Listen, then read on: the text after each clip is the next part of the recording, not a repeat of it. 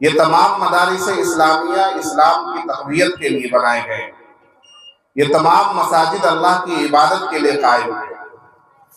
खा वो किसी भी बिरादरी की मस्जिद हो, किसी भी कबीले की मस्जिद हो, मुसलमानों के दरमियान दीन और इस्लाम की बुनियाद पर कोई तफरीक नहीं है।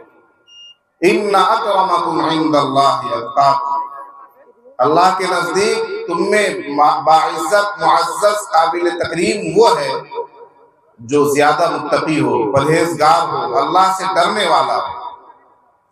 इसलिए हमें कभी भी दीनी इदारों के ताल्लुक से अपने दिल में ये बात नहीं लानी चाहिए कि ये इदारा, ये मदरसा किसी का शख्सी है, किसी कबीले का है, किसी जात का है, किसी फर्द वाहिद का है, किसी मौलाना साहब का है।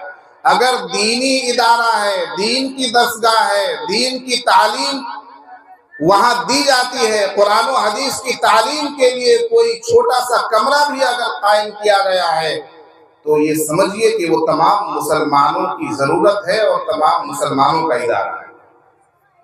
खा उसको एक आदमी चलाए या चंद लोग मिलकर चलाएं।